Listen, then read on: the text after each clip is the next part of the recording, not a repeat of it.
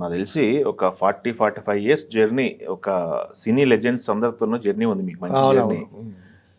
మనం ఇప్పటి వరకు కూడా మంచి చమక్కులు మాట్లాడుకున్నాం, షూటింగ్లో జరిగే సరదా సన్నివేశాలు మాట్లాడుకున్నాం. కానీ పెద్దవాళ్ళ డెసిషన్లు కొన్ని ఒక్కొక్కసారి షాక్ గురి చేస్తాయి, ఆశ్చర్యపరుస్తాయని డెఫినెట్గా అండి. దానికి ఉదాహరణగా ఉన్నాయా? ఆరుద్ర గారిని చెప్పుకోవచ్చు. అవునా? ఏంటి? ఆరుద్ర గారు చనిపోయినప్పుడు రామలక్ష్మి గారు, ఆరుద్ర గారి మిస్సెస్, ఆయన చనిపోయిన తర్వాత ఈయన చనిపోయాడని అందరికీ చెప్పి అందరినీ పిలిపించి ఒక సమావేశం ఏర్పాటు చేసి సంతాప సభ అటువంటి హడావిడి ఏం లేకుండా ఆవిడ చనిపోయిన తర్వాత ఆయనకి చేయాల్సినటువంటి కార్యక్రమాలు గుంభలంగా చేసి చాలా సింపుల్గా చేసి అంత్యక్రియలు ఫినిష్ చేశారు ఆవిడ. అప్పుడు ఆరుద్ర గారి కూతురు ఇద్దరు అమెరికాలో ఉన్నారు, వాళ్ళు కూడా రాలేదు. రామలక్ష్మి గారు చెప్పిందంట, అమ్మా మీ నాన్న చనిపోయాడు, మీరేమి రాక్కర్లేదు, అక్కడే ఉండండి, మీరు వచ్చి మాత్రం చేసేది ఏముంది, మీరు రావద్దు, అక్కడే ఉండండి, అది ఇది అని చెప్పిందట. తర్వాత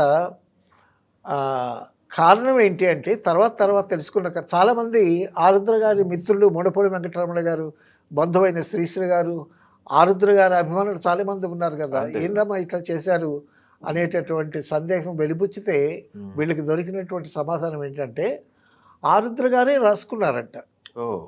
ఏమని, నేను చనిపోయిన తర్వాత సో ఈ సంతాప సభలు ఇవన్నీ చేసి హంగామా చేయటం నాకు ఇష్టం లేదు అని ఆరుద్ర గారే తాను రాసినటువంటి ఒక పుస్తకంలో ఈ విధంగా రాసుకున్నారనేటటువంటి విషయం తెలిసింది.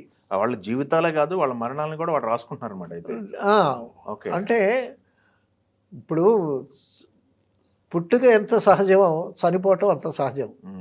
సో గొప్ప గొప్ప చక్రవర్తులు, అలెగ్జాండర్ మహాకవులు వాళ్ళు కూడా ఎవరైనా సరే పుట్టుట గిట్టుట కొరకే అనేటటువంటిది ఉంది కదా.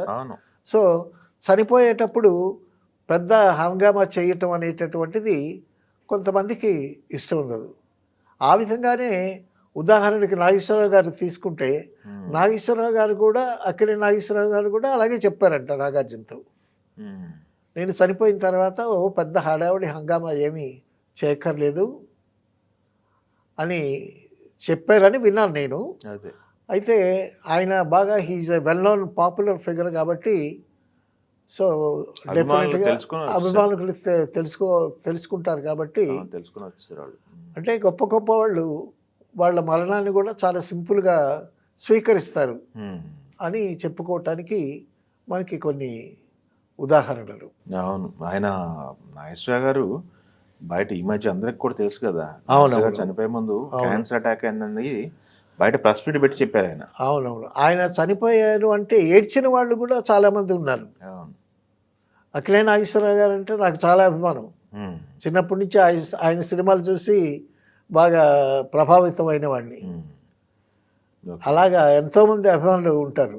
అవును, వాళ్ళు అంటే ఒకటి విన్నా నేను, ఇది నిజమో కాదు కానీ వాళ్ళు ఎప్పుడు ప్రజల మనసులో ఎలా ఉన్నారో అలా ఉండిపోవడానికి ఇష్టపడతారు. చనిపోయే ముందు రూపురేఖలు మారిపోతాయి కదా, అవునవును, అవి బయటికి తెలియకూడదు, బయటకు చూడకూడదు, బయట వాళ్ళ గుండెల్లో ఉండకూడదు. మనీ బొమ్మ అలా ఉండాలి వాళ్ళ మనసులో. దానికి మంచి ఉదాహరణ శోభన్ బాబు గారి. శోభన్ బాబు గారు ఎందుకంటే శోభన్ బాబు గారు ఆయన సోగ్గాడుగా, చాలా అందగాడుగా ప్రేక్షకుల దృష్టిలో ఉన్నటువంటి వ్యక్తి. ఆయనకి లేడీస్ ఫ్యాన్ మైల్ చాలా ఎక్కువ ఉంది. సో ఆయన ఫంక్షన్స్కి వచ్చినా చక్కగా విగ్గు పెట్టుకొని వస్తాడు. బయట ఎక్కడ లేవు. అంటే వృద్ధాప్యం వచ్చిన తర్వాత ఫోటోలు లేవు, అసలు ఆయన ఫోటోలు లేవు.